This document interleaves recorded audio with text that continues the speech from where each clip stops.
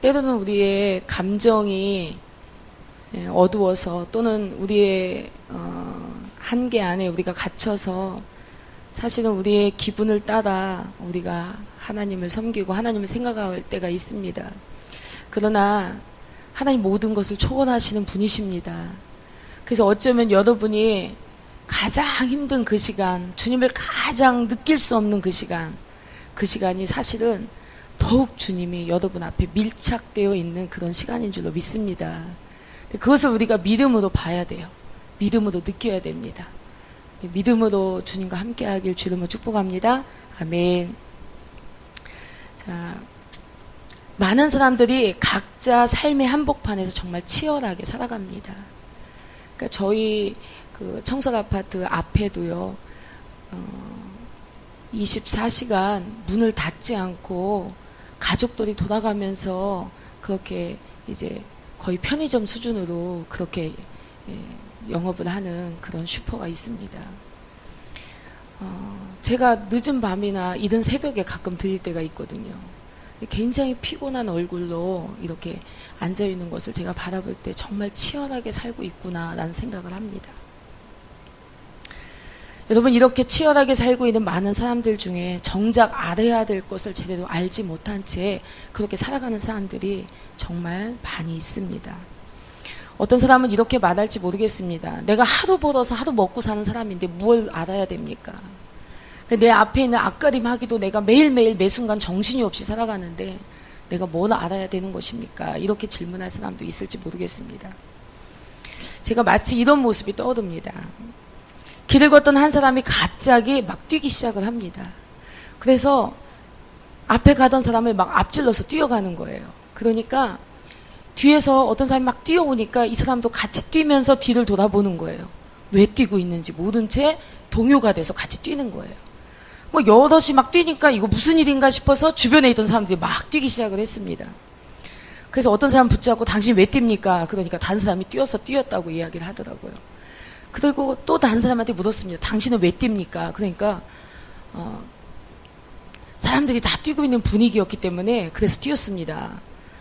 또 다른 사람한테 물었습니다. 당신은 도대체 왜 뛰어갑니까? 그랬더니 잘 모르겠습니다. 내가 뛰긴 뛰었는데 내가 왜 뛰었는지 잘 모르겠습니다. 그래서 맨 처음 뛰기 시작한 사람한테 질문했습니다. 당신은 왜 뛰었습니까? 그랬더니 그냥요, 이렇게 말하더라고요. 그냥 뛰었대요. 그냥 뛰는 한 사람 때문에 모든 사람들이 함께 뛴 거예요. 이유도 모르고 뛰었습니다. 여러분, 지구촌 65억이 넘는 사람들 중에 극히 일부만이 자기가 살아가는 이유를 알고 있습니다.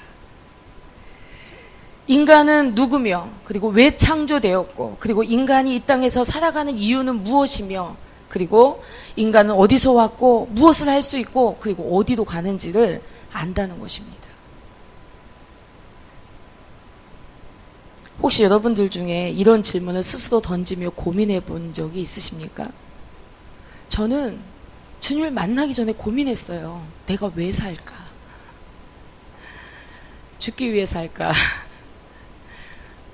살기 위해 먹을까? 먹기 위해 살까? 여러분, 이런 원초적인 질문 여러분 자신에게 해본 적 없으니까 제가 좀 철학적인가 봐요. 저는 주님을 모를 때 그런 질문을 했어요. 저 스스로에게. 사람들은 왜 살까? 어떻게 살기 시작했을까? 그리고 또 삶이 맞춰지면 뭐가 있을까? 죽음 다음에는 뭐지?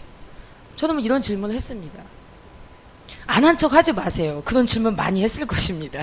그죠? 내가 존재하는 이유와 목적, 이것을 안다면 여러분은 성공한 삶입니다. 내가 존재하는 이유와 목적. 저는 우리가 이것을 깨닫는 순간 모든 것이 다 변할 거라고 저는 믿습니다.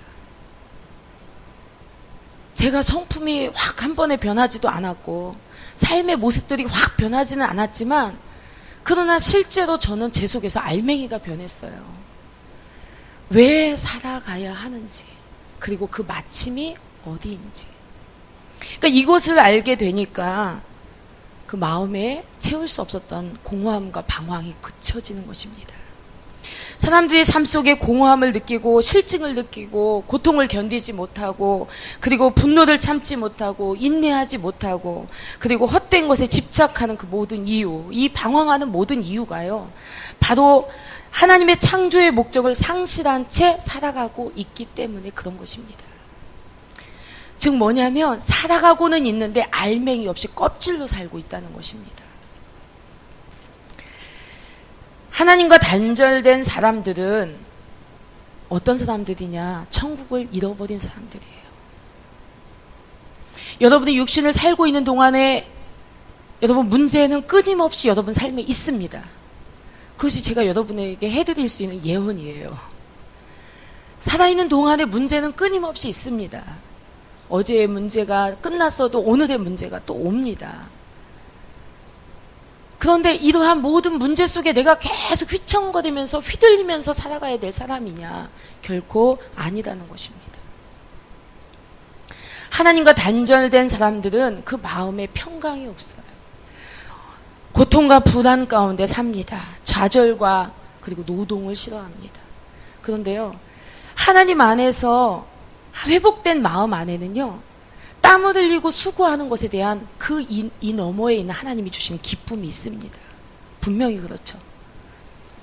그리고 자연에 대한 지배권이 상실됩니다. 그리고 자신 외에 다른 모든 것에 책임을 전가하며 삽니다.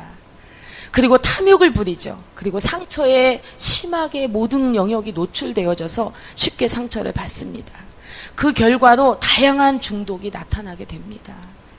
그래서 많은 묶임들이 결과로 나타나게 되는 것입니다. 여러분, 이런 끔찍한 결과물들 속에서 허우적거리며 사는 것이 보통 사람들의 삶이라는 것입니다. 자연적인 사람들의 삶이에요. 하나님 안에서 평강을 누리지 못하는 사람들의 삶은 이와 같다는 것입니다.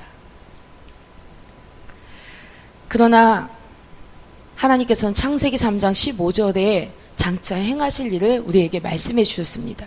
창세기 3장 15절 말씀 함께 읽겠습니다. 시작. 내가 너로 여자와 원수가 되게 하고 너의 후손도 여자의 후손과 원수가 되게 하리니 여자의 후손은 내 머리를 상하게 할 것이요 너는 그의 발꿈치를 상하게 할 것이니라 하시고, 자, 이 약속의 핵심이 무엇입니까?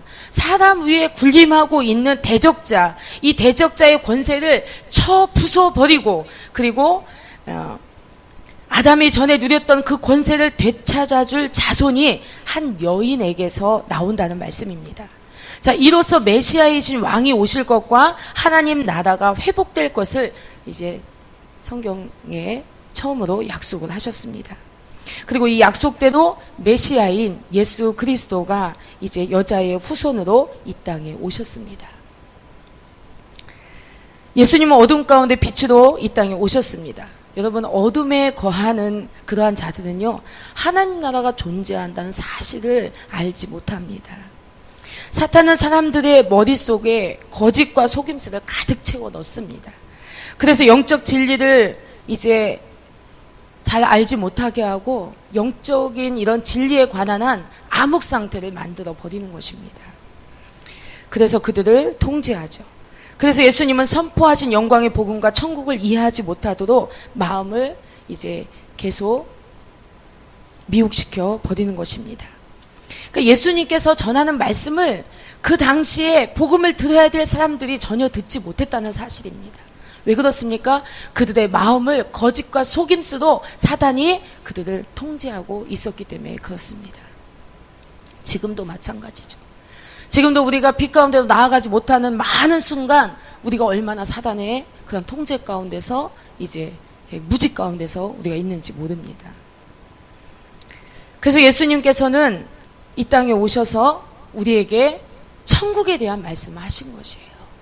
그리고 회개하라고 말씀하시는 것입니다. 우리가 회개할 때 사단의 통제에서 벗어나게 됩니다. 우리가 회개할 때 사단의 영향력과 사단의 권세에서 우리가 벗어나게 되는 것입니다.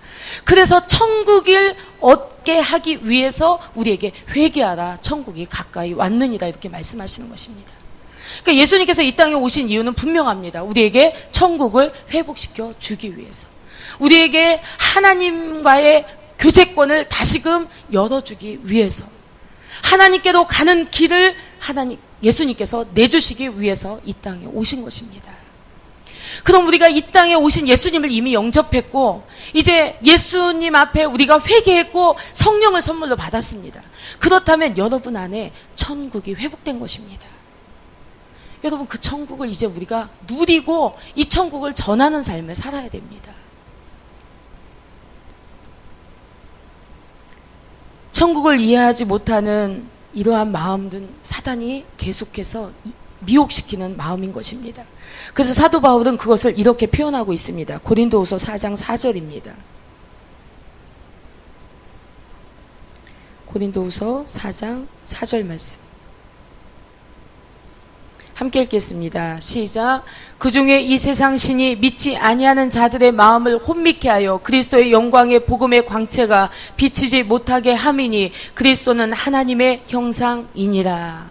5절도 함께 읽겠습니다. 우리가 우리를 전파하는 것이 아니라 오직 그리스도 예수의 주 되신 것과 또 예수를 위하여 우리가 너희의 종된 것을 전파함이라. 여러분, 예수 그리스도께서 이 땅에 오심으로써 우리에게 눈을 열어주신 것입니다. 빛 가운데 가는 자마다 이제는 어둠을 분별하게 되는 것입니다. 성령 하나님과 동행하는 자는 어둠을 분별하게 되는 것입니다. 그래서 사단의 미혹에 속지 않는 거예요. 정말로 이 사단 왕국에서는 끊임없이 사람의 영혼을 놓치지 않으려고 붙잡고 그들의 눈을 가리고 귀를 가리고 입을 가리고 예수 그리스도 이름을 그 입술로 고백하지 못하도록 그렇게 역사하는 것입니다. 그런데 주님께서 우리에게 오셔서 회복하여 주신 이 하늘나라의 권세와 천국을 누릴 이 능력을 우리에게 주셨기 때문에 이제 우리가 이것에 대해서 믿음을 가지고 빼앗는 자는 천국을 얻게 된다고 성경은 말하고 있습니다. 그러니까 우리가 뒤로 물러나면 안 돼요. 나아가야 됩니다. 여러분 마음에 어느 정도의 평강을 누리고 있습니까? 사실 저도 여러분과 동일합니다. 때로는 이유도 모르게 마음이 어두워질 때가 있어요. 내 마음이 왜 어둡지? 내가 지금 왜 이럴까? 여러분 마음이 찹찹하고 어두워질 때 여러분 마음을 한번 적어보라니까요. 근데 실제로 그렇게 지금 당장 내가 뚜렷하게 지금 걱정해야 될 일이 없음에도 불구하고 여러분의 마음은 어두워져 있다는 것입니다. 그때 여러분은 여러분 마음의 천국을 선포하길 주님을 축복합니다. 어둠은 무지를 상징하고 빛은 지식을 상징합니다. 천국은 빛의 나라이며 그 빛은 주님이 주시는 지식의 빛입니다. 그래서 주님께 가까이 갈수록 통찰이 생겨요. 주님께 가까이 갈수록 남들이 보지 못하는 것들을 예리하게 깨닫고 보게 되는 것입니다. 이 빛은 그리스도 안에 있는 그분의 은혜, 그분의 용서, 그분의 사랑, 그리고 그분의 구원을 그것을 알 수 있는 지식을 우리에게 가져다 준다는 것입니다. 그래서 주님께 가면 갈수록, 다가가면 다가갈수록 사실은 우리의 더러움과 오염된 마음과 어그러진 마음과 삐뚤어진 그러한 생각들이 우후죽순 막 나타나고 드러나지는 거예요. 이것이 왜 나타나고 왜 두드러집니까? 이것을 이제는 하나님 말씀에 굴복시키고 진리를 선택함으로 여기서 네가 나와서 이제 말씀의 진리를 선택함으로 네가 그것을 극복하고 이제는 네 안에 다시 천국을 들여놓으라는 것입니다. 그 길이 이미 열렸다는 것입니다.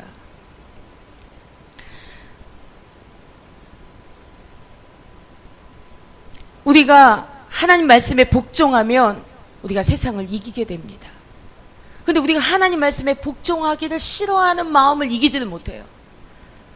내가 영적으로 살고자 하는 그 마음이 그냥 귀찮아서 자연적인 삶을 그대로 받아들이는 것에 그 마음이 이겨버리는 것입니다. 그래서 영적으로 살지 못하는 더 많은 육적으로 사는 시간들이 더 많이 있는 것입니다.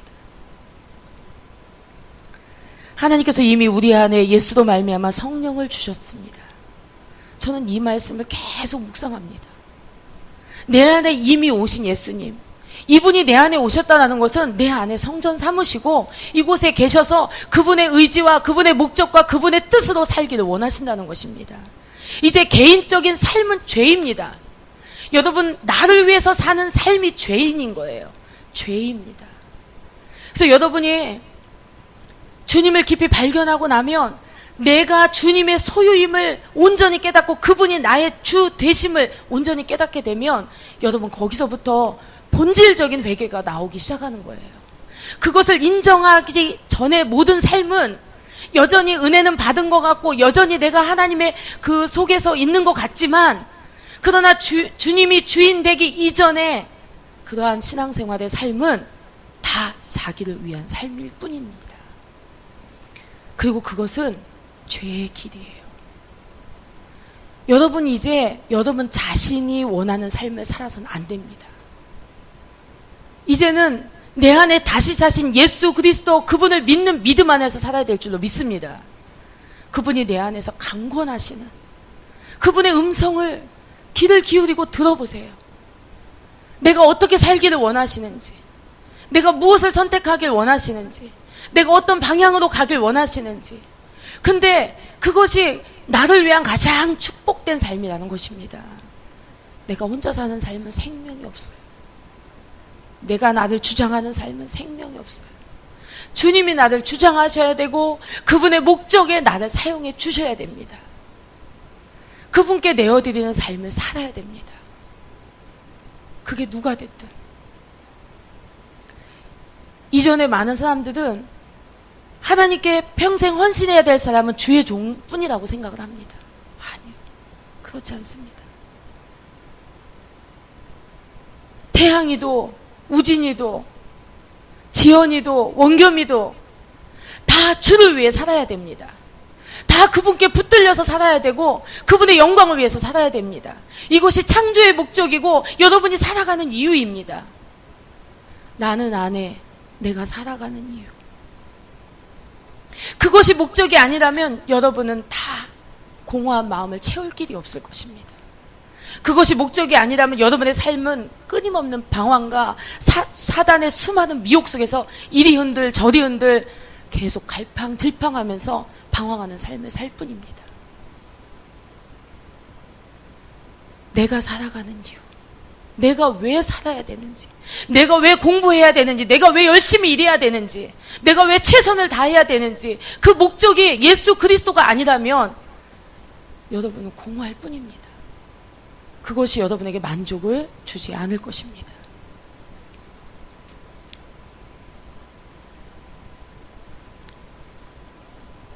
여러분은 요점을 말씀드리자면 우리는 하나님을 세상에 드러내도록 선택된 그런 구별된 사람이라는 사실입니다. 다른 사람이 뭐라 말하든 뭐라고 생각하든 또 내가 나를 스스로 어떻게 생각하든지 그것은 문제가 되지 않습니다. 중요한 것은 하나님이 나를 어떻게 보시는가입니다.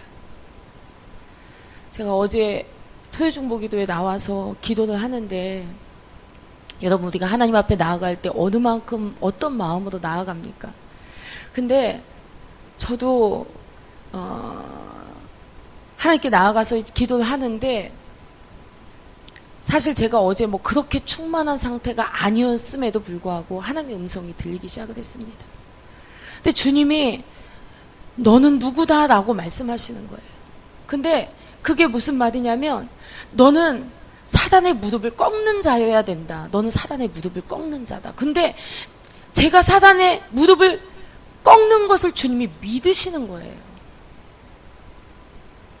사실 나는 너무 부족하거든요. 나는 아직 그 말씀 앞에 아멘 하면서 막 믿음으로 하나님 앞에 막 이렇게 나가기에는 제가 아직 너무 안 된 내가 있거든요. 그런데도 불구하고 주님은 그렇게 말씀하십니다. 너는 사단의 무릎을 꺾는 자. 그리고 그걸 믿어주시는 것 때문에 제가 눈물이 났어요. 제가 하나님의 구속사적 관점으로 창세기부터 지금까지의 시간을 한번 이렇게 생각해 보는데 하나님 앞에 얼마나 많은 불신과 불순종과 우상숭배들이 사람들에게 있었습니까? 수많은 타락이 있었어요. 그럼에도 불구하고 하나님은 예수 그리스도가 오시기까지 그 약속이 성취되기까지 그 안에 이러한 너무나 믿을 수 없는 사람들과 함께 하셨어요. 신뢰할 수 없는 하나님의 백성들과 함께 하셨어요. 실망시키는 당신의 백성들과 끊임없이 기회를 주고 설득하고 다시 일으키고 그러면서 주님이 끌고 왔다는 거죠. 마치 지금의 제 삶을 끌고 오셨듯이, 여러분의 삶을 지금까지 인도하셨듯이, 너무 믿을 수 없는 나를 그래도 계속 믿어주시는 주님의 이 은혜가 정말 너무나 벅찹니다. 여러분, 다른 사람이 나를 어떻게 생각하든 하나님께서 나를 어떻게 보시는가, 이것이 중요합니다.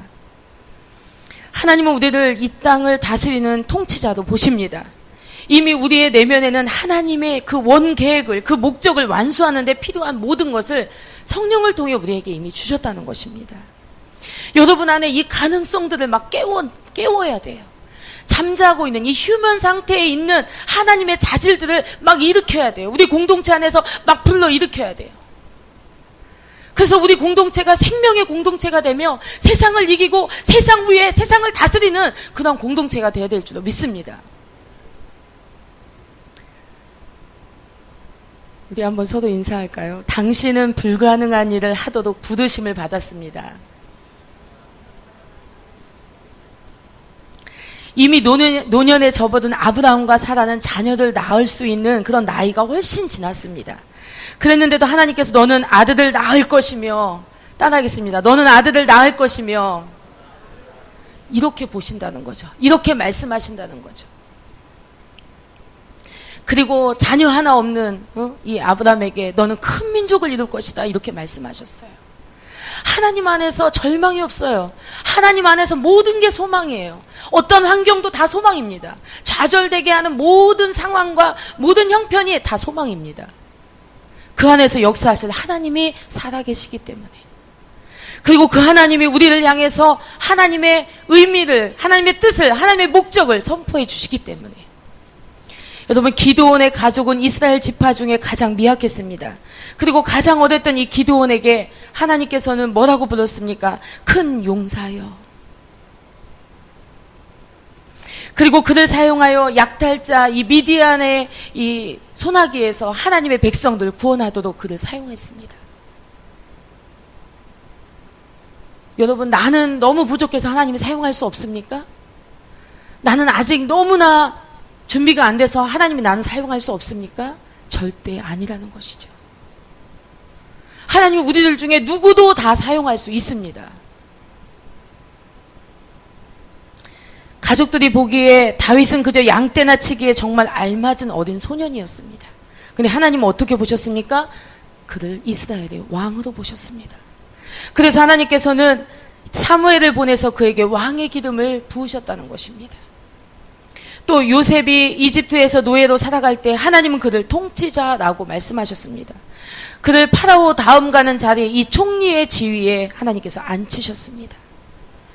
성경은 평범 이하의 상황에서 하나님의 부르심을 받아 불가능한 일을 하도록 이끄신 수많은 사람들의 이야기가 적혀 있습니다. 이것을 하나님께서 왜 기록해 놓았느냐? 바로 네가 그 사람이라는 것입니다. 하나님께 감동을 받으세요. 바로 하나님이 다윗을 지목했듯이, 아브라함을 지목했듯이, 그리고 요셉을 지목했듯이, 기드온을 지목했듯이 하나님이 나를 지목한다는 것입니다. 나를 하나님이 지목한다는 거예요. 우리가 어떤 환경에 처해 있든지, 우리가 어디서 무슨 일을 하든지 모든 상황은 하나님께서 주신 기회로 여기시기를 주의 이름으로 축복합니다. 그 누구도 우리의 가치에 해당하는 값을, 그 싹을 지불할 수 없을 정도로 우리는 이미 귀한 존재입니다. 영적인 실제 안에서 저와 여러분 하나님의 자녀입니다. 단지 우리가 먹고 살기 위해서 돈을 버는 것이 아니라는 사실입니다. 먹고 살기 위해서 돈을 버는 것이 아니에요. 여러분, 누가복음 4장 18절 19절 우리 함께 읽겠습니다. 함께 읽겠습니다. 시작. 주의 성령이 내게 임하셨으니 이는 가난한 자에게 복음을 전하게 하시려고 내게 기름을 부으시고 나를 보내사 포도된 자에게 자유를, 눈먼 자에게 다시 보게 함을 전파하며 눌린 자를 자유케 하고 주의 은혜의 해를 전파하게 하려 하심이라 하였더라. 이것은 예수님이 가지신 사명이었고 이제는 이게 누구의 사명입니까? 나의 사명이에요. 이 말씀은 나의 사명입니다. 여러분, 왜 주님 임하시라고 합니까? 주님 왜 기름 부으시라고 찬양합니까? 여러분, 기름 부으심 받은 자가 무엇을 해야 됩니까? 그 삶의 목적이 무엇입니까? 우리가 살아가는 이유가 무엇입니까? 우리가 오늘만 시간이 남아있다 할지라도 오늘 주님을 위해 살아야 됩니다. 우리에게 내일이 남아있다면 그 내일 주님을 위해서 살아야 됩니다. 이것이 내가 살아가는 이유예요. 살아가는 목적입니다. 주님께서 이 땅에 오셨다는 것은 이것을 가능하게 하셨다는 것입니다. 여러분, 이제 주와 함께 이 목적을 향해서 힘껏 일어나서 주님이 지목하시는 바로 그 사람이 되기를 주의 이름으로 축복합니다. 찬양하시겠습니다.